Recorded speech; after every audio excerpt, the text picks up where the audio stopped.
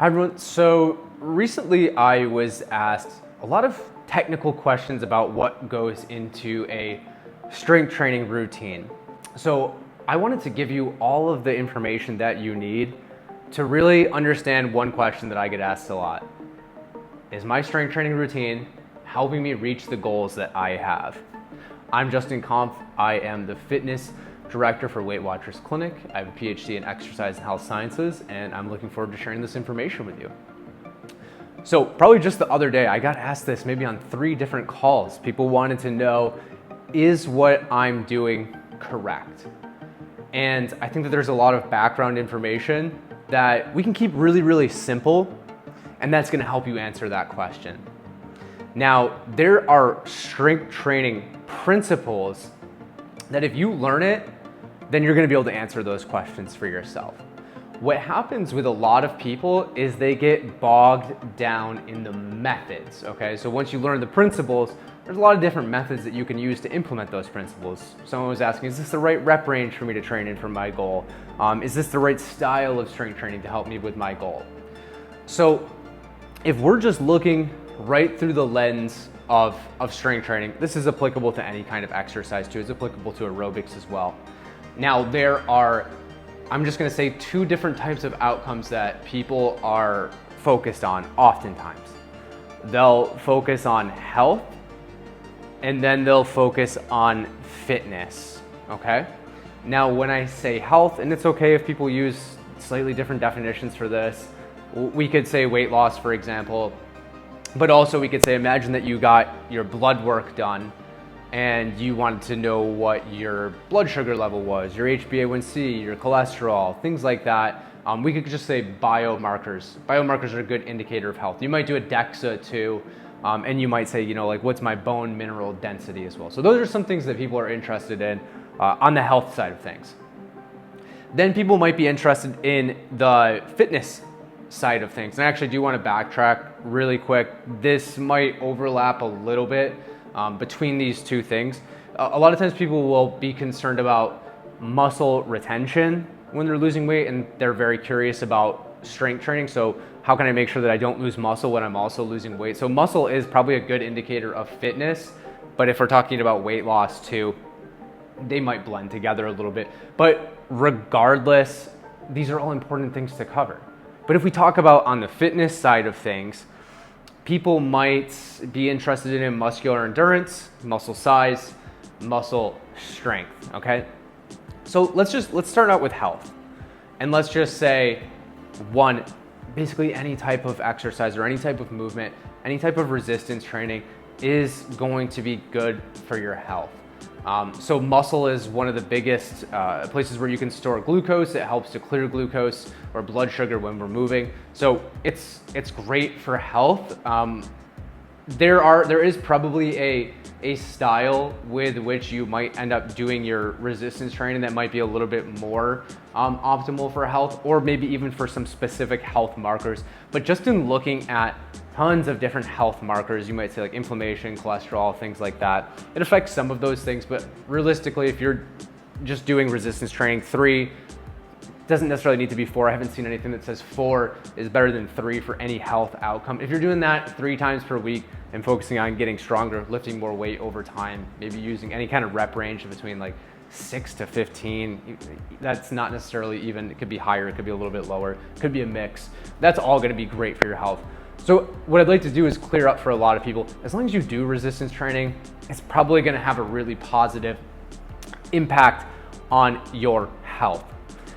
What I probably get asked the most frequently is this good for strength? Is this good for muscle retention? But I wanna share with you some things regarding resistance training that I think are gonna be helpful for you to understand to help answer that question for yourself. So every time that you do a resistance training session, we could think about the frequency with which you train. So that's number 1, how many times per week are you actually doing resistance training? That's important. And then you wanna know potentially what's inside of each training plan. What are the exercises that go inside my training plan? Okay, so what are the contents of the training plan? Within each exercise, you'll do a certain number of sets okay? Which will have a corresponding number of repetitions. So if I did, excuse me, I have Scout right here too. He's sitting on the bench next to me. So if I did 10 curls, just like that, rested 60 seconds, did another 10 curls, I just did 2 sets, okay? So sets, repetitions, but you might also need to think about, not might, you do, the weight that you're using, so the actual load, and then the rest period. Now, what we can actually say is the load that you're using is probably gonna be the primary determinant of everything else, okay? So load is just how heavy of a weight are we actually using. Let's say that I could lift, bench press 100 pounds for 1 repetition. That's called your 1 repetition max. It's 100% of your capacity. Now, the lower we go from that number 100, the more reps we'll be able to do, okay? So if my max is 100, it's not like I'm gonna be able to do 120 for 2 reps. That's it, 100, that's it, okay? But if I was doing 70 pounds, I might be able to do that for 10 repetitions, okay? So the load relative to your strength dictates how many repetitions that you'll end up doing.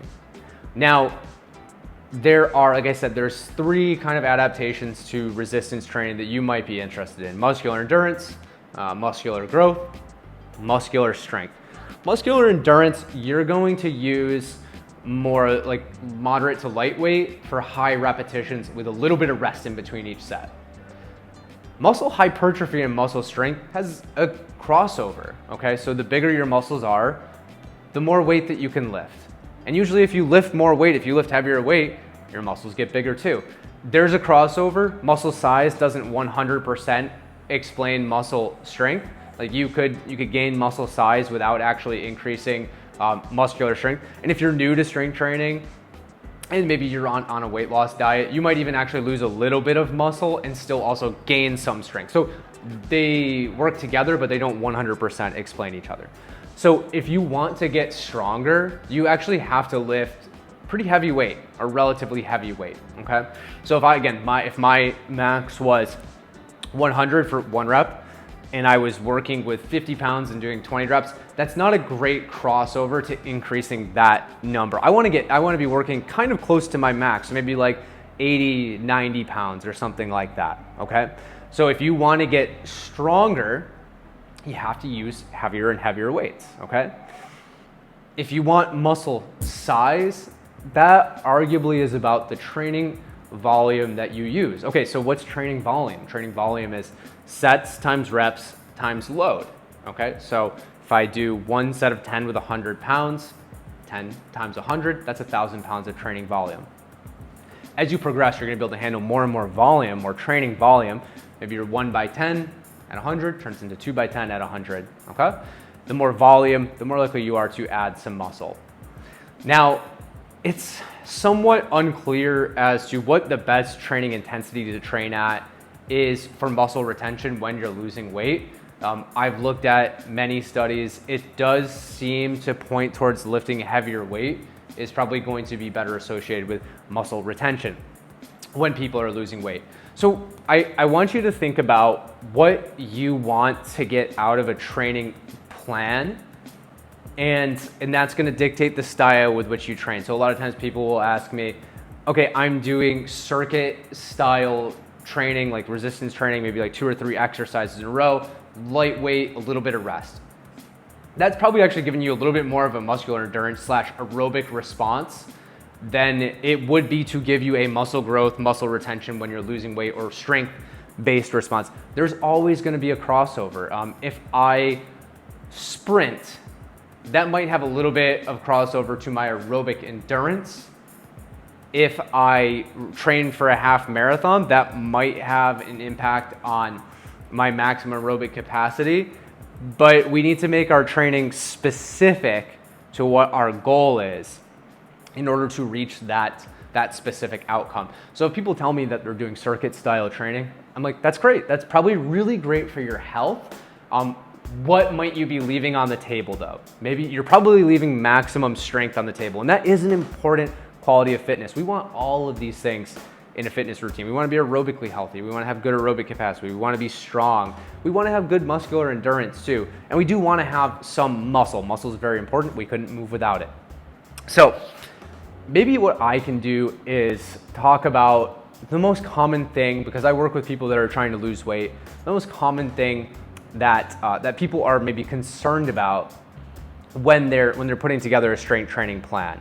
And let's break this down from top to bottom. Let's start out with the frequency with which you train. If you're training 2 times per week, that's great. That's actually the government and most public health recommendations try to do 2 times per week for strength training. Every strength training study that I've looked at that deals with muscle retention is in usually about 3 times per week. So they're training 3 times per week, sometimes 4. If we go over to that health category again, I haven't seen anything that says 4 is more beneficial for health than 3, okay? So they're training at least 3 times per week. Okay, then what about muscle retention? As I said earlier, they're training at higher training intensities. They're focusing on getting stronger over time. Okay, so that's what I would focus on, is I would focus on that. Okay, so what goes into each individual day of training? That depends on your training age. If you're just getting into resistance training, I have people ask me this too. Is it okay if I do like an arms day and then a leg day? What I would highly recommend doing is starting out, if you're new to strength training, with a full body training routine. Okay, so what does that mean? It means each time that I exercise, I do strength training, I'm training all major muscle groups. When I go into the gym, I'm training my lower body, I'm training my upper body. Not only am I doing that, but when I train my upper body, I'm doing like pressing movements that train my chest, I'm doing pressing movements that train my shoulders, I'm doing pulling movements that train my back and my biceps, I'm doing things that train my core. And when I go into the gym, or if I'm exercising at home, I'm doing things that are training the front of my legs, doing things that are training the back of my legs. So, as you get more advanced, you can handle more training volume, okay? So what does that mean? That means that maybe 6 months in, I don't need to just do a full body routine. I can do an upper body day, and then I can do a lower body day. That's because my body can handle more volume per muscle group, okay? So maybe I go into the gym, and now I'm doing a whole upper body, doing pressing movements, pulling movements, and I don't need to worry about legs. But the next time I go in, I'm doing more of a lower body focus. As you continue to get more advanced, then you might even break your volume up even further. So what I'll do for the most part is one day of my legs, just focus on the front of my legs. Then I'll do upper body, maybe focus on the front. Then I'll go back to lower body, focus on the back of my legs, so hamstrings, glutes. And then the next time I go into the gym, maybe I'll be doing things that focus on my back. So the more advanced you are, the more training volume that you can handle.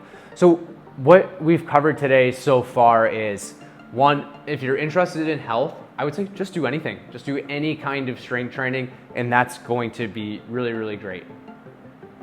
If you're interested in things like, I want to get stronger, I want to retain muscle when I'm losing weight, I highly encourage you to work on, this is an important principle, progressive overload. So systematically increasing the amount of weight that you're lifting over time. So for example, let's say that you were doing curls right now. You're watching this video for the first time, doing curls, okay? And you're doing that with 5 pounds. Now let's say you came back to this video and it was 3 months later. Okay, if you told me, hey, I'm doing curls, I'm doing 5 pounds, we didn't apply progressive overload. We want to make sure that over time, we're lifting more weight than we're accustomed to. That's going to dictate that strength response. That's going to dictate that either muscle growth or muscle retention response, depending on your training status and the rate with which you're losing weight. So I hope that helps you to understand what goes into a training plan. If you're new, do full body. Absolutely fantastic that you're just showing up and doing it. Depending on what your goal is, either way, regardless, if it's a kind of a fitness-based goal, focus on getting stronger over time. Use rep ranges anywhere between 6 to 12. That's going to help with that, either muscle growth, muscle retention, making sure that you're getting stronger over time. Again, pushing yourself just a little bit. And again, as always, if you have any questions, please feel free to just reach out. I am happy to field them. And any requests for any future topics, just go ahead and let me know.